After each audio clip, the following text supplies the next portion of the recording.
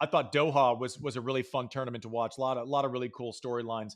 Obviously, Swiatek beating Rybakina in the final there, and we'll get to that in a second. But Pliskova coming off of a win in Romania and then making semis in Doha, backing it up. She kind of looks like she's back to the top 10 player that we've become accustomed to.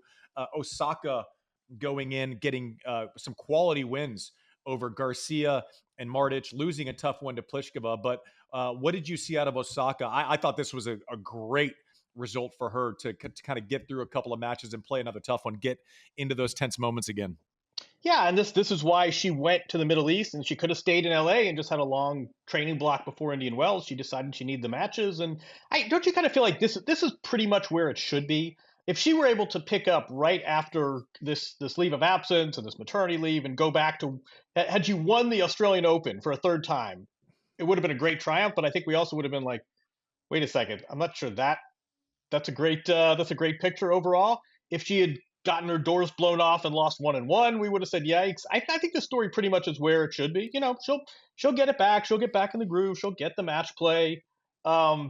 She beat the player who beat her in Australia. That's a positive sign. Her loss wasn't a bad loss. Her loss in Australia wasn't a bad loss. I kind of feel like this is breaking about where it should be, and she'll get her matches in. And who knows if she's going to win a fifth major, but she's not going to be outside the top 100. So I think this is breaking about right. Yeah, I actually think she's probably ahead of schedule because you can play those tough matches and to actually pull a couple out pretty early back in a comeback. That's like that's kind of a big deal to have your body actually go through a couple weeks in a row. I kind of was really, really happy when she talked pre-Australia about I'm going to play a very full schedule, right? If she Hmm. gets the reps and can get back, I don't question the tennis. The ball striking looked phenomenal. Now it's just, do I miss a second serve at a big point? Am I able to put pressure on second serve returns all day long like I used to? Can I get that half a step back? That is done through reps. And the confidence in those moments is not recreated in practice in Beverly Hills. It's just not. So for her to get back out there, I thought this was a really, really good result for her.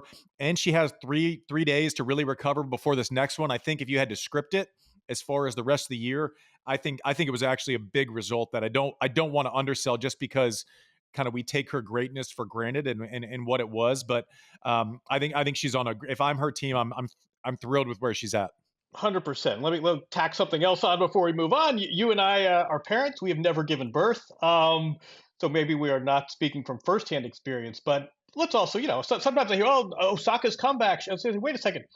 She did have a child, which never mind sort of the physiology of it all. Like that's a big emotional moment. That's a big adjustment to your rhythms, to your sleep, to your sort of to your state of mind. That this is not your typical leave of absence, and the elbow's feeling better, and now she's playing matches. And I think sometimes we gloss over Yeah, it's a good point. maternity leave, big thing, and she's handling it very gracefully. And I think there are probably a lot of adjustments, some physical, some not at all physical, that she's working her way through. So yeah, you're right. Winning matches, flying across oceans, like she'll be back.